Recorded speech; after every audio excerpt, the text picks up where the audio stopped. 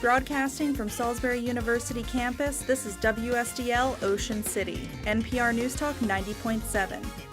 Putting Delmarva first. Stay tuned for Delmarva Today with your host, Don Rush.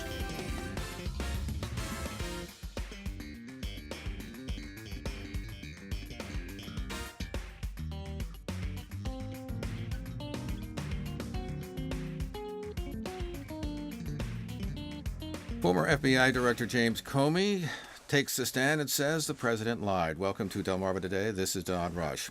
This week burned brightly for the former FBI director. He told a Senate Intelligence Committee that the president had lied about why he was fired. Comey said he was so worried about his initial conversation with the president that he immediately began writing a summary of those meetings. He also took the president's use of the word hope as a directive to shut down the FBI investigation into former National Security Advisor Michael Flynn. A former FBI director was also firm about Russian meddling in last year's elections, and he said if the president has tapes of their conversations, he wants them released. But he was also critical of former Attorney General Loretta Lynch, who suggested that Comey referred to the probe into Hillary Clinton's email server as a matter rather than an investigation. To look at this week's events in our studio is John Barkovich, formerly head of the Wicomico County Republican Central Committee, and Salisbury University political science professor Michael Laughlin. Welcome to the program. Good morning. Well, Mike, I'm going to start with you first. So what did you overall, impression-wise, think of Comey's appearance before the Senate Intelligence Committee? I think he presented a quite credible case in defense of the FBI and of his own integrity. So he really presented, I thought, quite well and quite convincingly. I think that as well he really was defending. It was interesting. Not only was he trying to defend himself against Trump's allegations, but defending the integrity, in his view, of the FBI. And interestingly, one can, I think, from a political perspective, suggest that it's really Trump has met the deep state. And the deep state is represented here by this upright 6'5" FBI director, again defending himself and then defending the integrity of the FBI. And the dynamic going forward, I think, is clearly that he has advanced the special counsel's business investigation into abuse of power and obstruction of justice. And I think this is just the beginning of the ballgame. John, what was your impression of of Comey's appearance? Well, I thought Comey's appearance, there was something for everybody in Comey's appearance. Both sides got something out of it. The deep state got the ongoing concern for abuse of power and obstruction of justice. That is going to go forward. The other side gets finally out to the public that Trump was not the subject of an investigation. And as has been stated since, it's the only true fact that never got leaked. They also got the fact that Comey leaked information to the New York Times. And Comey described much of the previous reporting on these issues as fake news. Again, so I think both sides got something from it. Long term, I don't think it really changes very much. I was a little upset that the Republicans didn't pound the table a little bit more to pick on Comey for some of the issues that I've just described. But all in all, I think both sides got something out of it. It's not going to go away just on what Comey did yesterday. It's clear this is an ongoing issue. In fact, new issues have been brought up in terms of the Clinton investigation. That's a whole new concept that's been brought forward again. Whether or not anything will be done with that, I don't know. But it does suggest that Comey was in a position that he was uncomfortable with, and since he didn't resign, he got fired. Well, let me follow up, because what seems to be coming out of the aftermath of this is an issue of credibility. The president clearly has tried, in essence, to say that Comey doesn't have any credibility. He's said he's committed false testimony. Obviously, Comey's testimony indicates that, and many said that he thought that the president lied. Who comes out of this contest of credibility? Because that's one of the things I think that comes out of this. The winner's going to be the guy that's in front of the microphones in the TV the longest, and it won't be Comey, it'll be President Trump. He's going to win long term. And I think, all in all, yesterday I still think he came out ahead in terms of Comey is now theoretically gone. He's proved as a leaker. He supported Trump's finding about fake news. He supported Trump's conjecture all along that I'm not the subject of this. And telling Comey, I hope you can do something for the general, isn't a long way from being told to quash an investigation. Michael, what's your sense about the credibility issue? I think John's mistaken that the credibility game. I think Comey advanced his credibility far beyond Trump. I mean, Trump, I think, is his whole record of lying is documented. I mean, he lied about Obama's birth certificate. He even lied about how many people attended his inauguration. He lied about the 3 million fraudulent voters. And so this new pack of lies. I mean, for Trump to be contradicting Comey, and Comey, I think, made the case. He has memos to demonstrate this. They've gone to the special prosecutor. Comey was testifying under oath, which Trump has yet to do and probably never will unless he is, in fact, brought in front of a grand jury. So I think the credibility game, Trump is losing it in the long run. My guess would be that it will be Comey who will stand the test of time. John, in regards to that, I mean, we have had this great discussion over the last year or so since the president has been running for office about claims which don't seem to turn out to be true. Obviously the crowd size was one, but there's a whole bunch of these things. Given that hit that he's taken in the past, okay, you still think that as long as he's sitting at that microphone, those things will disappear in terms of credibility? I'm talking about now. Yeah, I think long term, the people that elected Trump didn't really care about those things that were just described. They heard Trump say, "Here's what I'm going to do," and this whole Russia controversy has thwarted in his mind his ability to get the things done that he told the American voters he would do. And so I think up until now, and still to this point, the American voters are still saying, we put you there to do a job. Please do it. And I think his concept is, I've got to continue to work to accomplish the things on my agenda. If I do, then all those lies will mean nothing long term to the people who brought him to the White House. Well, what do you think? No? Well, I mean, because now so far, I mean, his base is staying with him, okay, no question. He's somewhere between in the 80s, I guess, in terms of Republican support of Republicans. That's in the danger area, but it's not like they're deserting them like probably Richard Nixon. Although I haven't looked at the polls there. Well, we make a distinction between credibility in terms of how the history is going to be written about this phase of our politics, and credibility with regard to the actual political dynamic.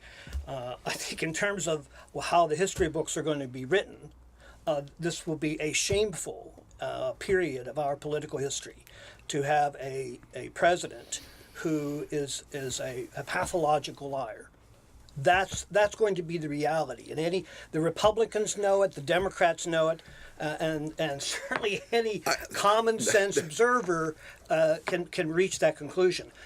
Perhaps the issue that we're talking about here is the question of the political dynamic here. Right. And John, you are right that there is a certain segment of the base that will stand by Trump come hell or high water. Yes.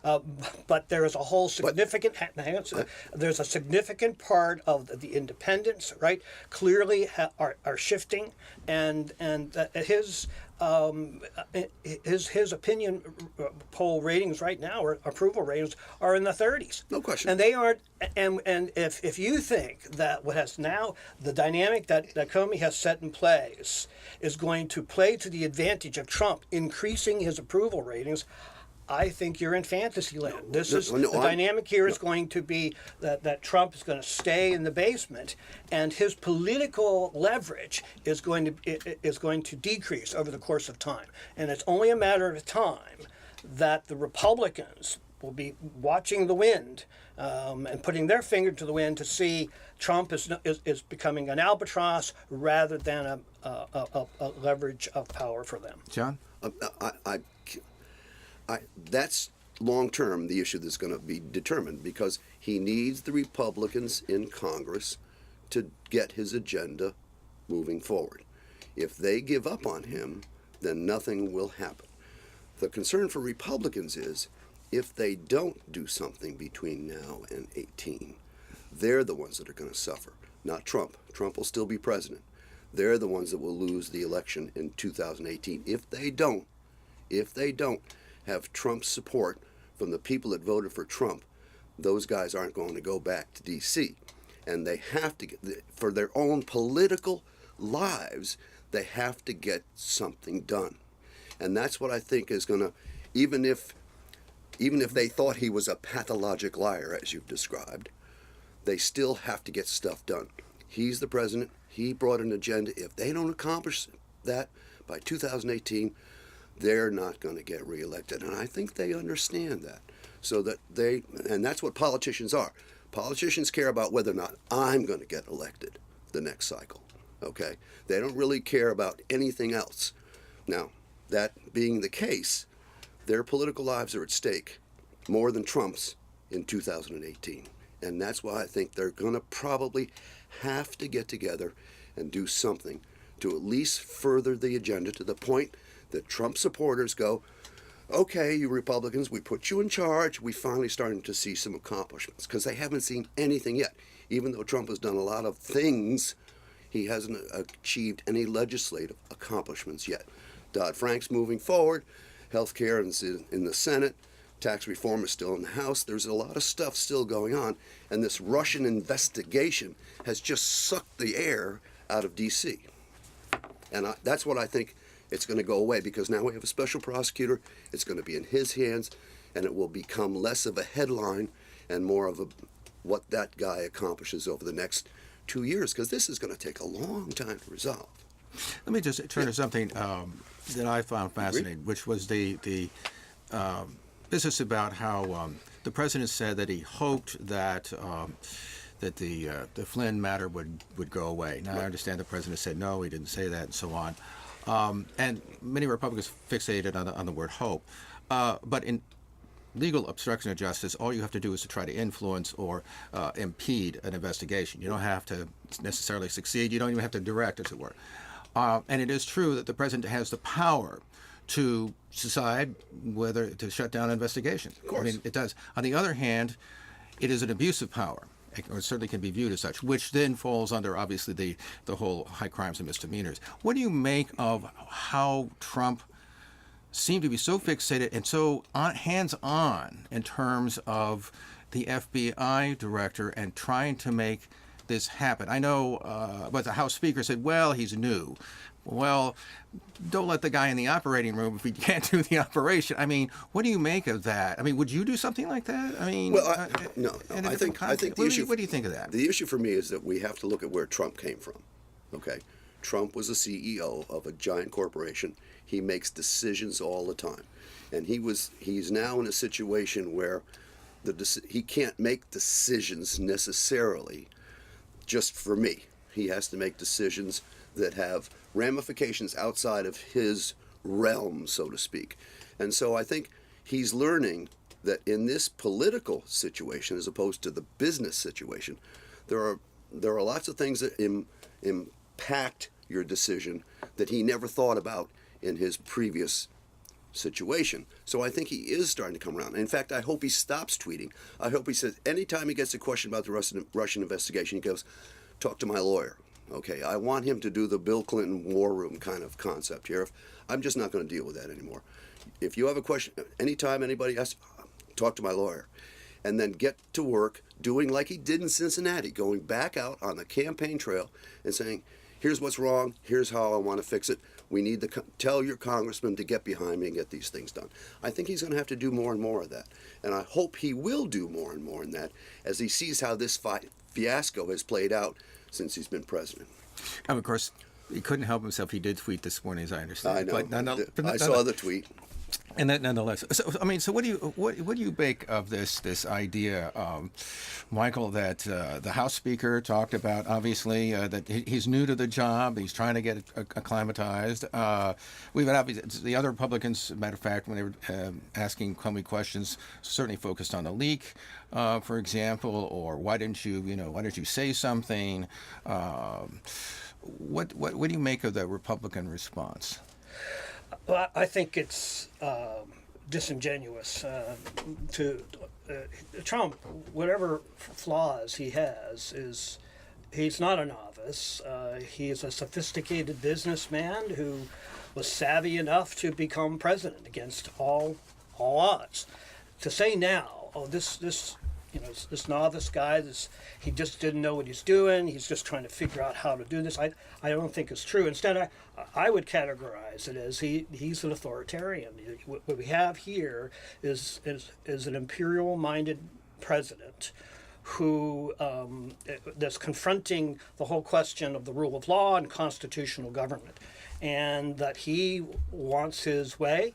He doesn't respect legal procedures. He does not respect the independence of the Department of Justice or the FBI, and thinks that he can simply invite people over to dinner and demand loyalty. And all these concepts are really the part and parcel of a patronage framework, a patronage model, where the mafia don gets to say, kiss my ring, and we are loyal to each other, and if you're not loyal, you're going to be shot and put cast iron on your feet and be sunk into the Hudson River. And I think, whereas, again, what's interesting is that Comey comes from a really respect for the rule of law and respect for an independent character of the FBI. So I think the Republicans are really disingenuous on this point, but are playing the game. And I think John is correct to say that the political calculus is we're going to try to defend this guy through thick and thin as best we can, so long as we think we can get some political part of our agenda, our political agenda, our policy agenda advanced. If and when they decide that that's no longer the case, then they may turn on him, but presently they're not. I don't think there's time for them to turn on him. Because 2018 is too close. Well, it depends on what happens. I mean, you want to suggest that. I mean, one scenario. You're right. One scenario is that the whole Russiagate phenomenon is marginalized and therefore the Republicans could get back to advancing the policy agenda. Right. That's one scenario. That's one scenario. The second scenario, which however, I think is the most likely. Well, that's to be seen. Okay. The second scenario is that instead, because of what Comey has done, Comey has sped up the dynamic here, and particularly with this special counsel, so that the whole Russiagate issue now becomes the cloud is in fact darkening, and that we're going to see we're going to see more and more of that, and therefore Trump becomes more of a weight on Republicans. So their ability to win in 2018 becomes less and less, because again, remember, some of the Democrats are at this point salivating. At this point, they think that they can actually pull together a wave election for 2018, and I think that's not an implausible process. What's happened so far in special elections suggests that it's not going to happen. Okay, so far in the special elections, Georgia's still to come. Georgia's still to come, no question about it. But I want to go back to an earlier point. Mm-hmm. I think Comey shot down the whole Russiagate scenario with the fake news comments and his own leaking, and the deep state is now clearly shown to have been behind an attack on Trump and attempt to try and prevent him from furthering his agenda with the whole Russiagate thing, which is now proven by the FBI director to be fake news under oath. That's just isn't that what he said? That's preposterous. No, it's not. Isn't that what he said? He said he called out the New York Times, fake news, untrue. I don't think he used. By the way, I don't think he used the word fake news. But go ahead. I know he didn't. That was my that was my addition. It was the John But I mean, Barkovich editorial. the thought was there. I mean, isn't that not what he said? No, I'm flummoxed by that comment. I mean, he clearly lays out. I mean, the whole obstruction of justice dynamic here is really based on the question: what is Trump trying to cover up?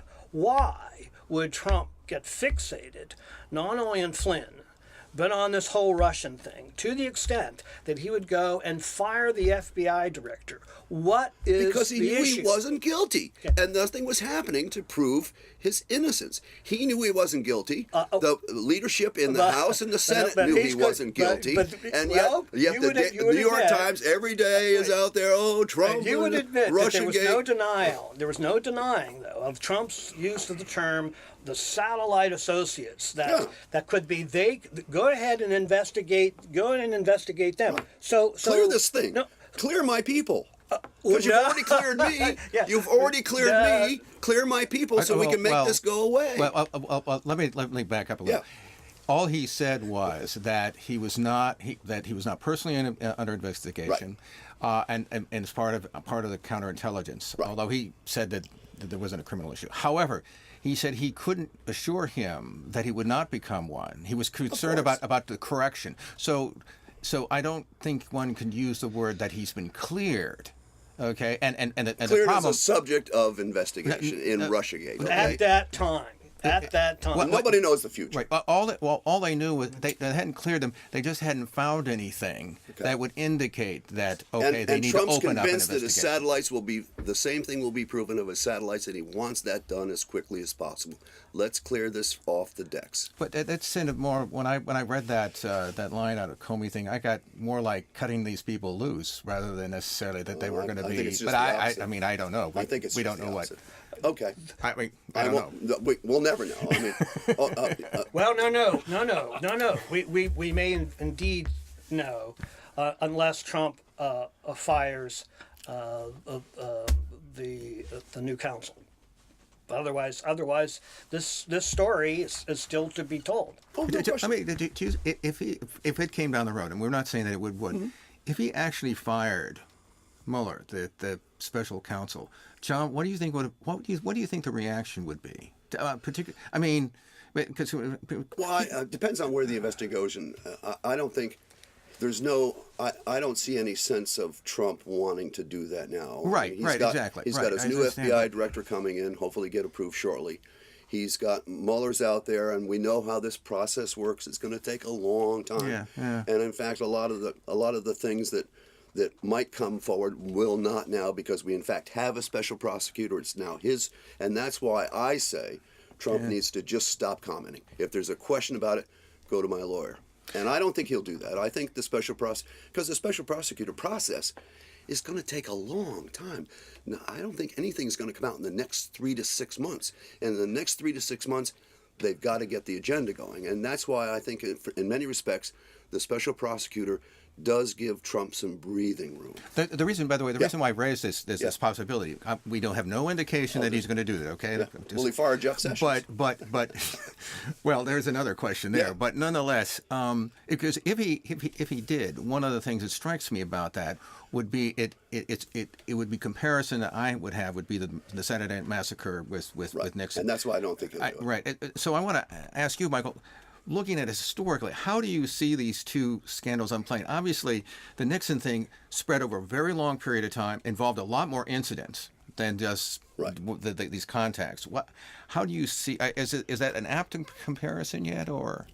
Absolutely, I think that indeed Watergate, Iran-Contra, and Russiagate are very similar phenomena, in the sense that what you have in all three cases is an imperially minded president who thinks he is above the law, and is willing to engage in policy behavior and in his relationship to other departments of the government and to the Congress, the disdain for the Congress in such a way as to exhibit abuse of power and obstruction of justice.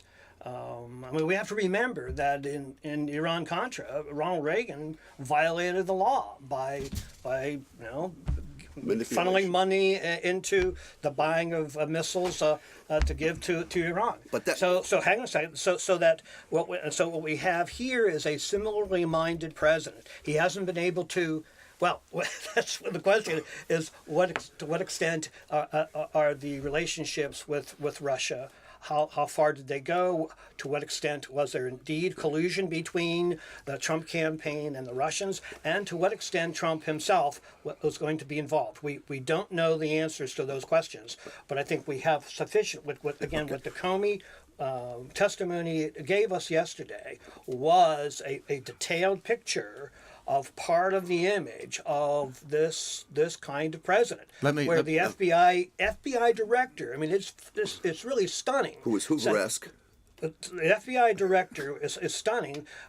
Took notes because he took measure of the character of this individual to cover his butt. Because he thought that Trump would lie, and he had good reason, of course. Right. I mean, clearly. Watergate was a crime. Watergate was a crime. Reagan broke the law.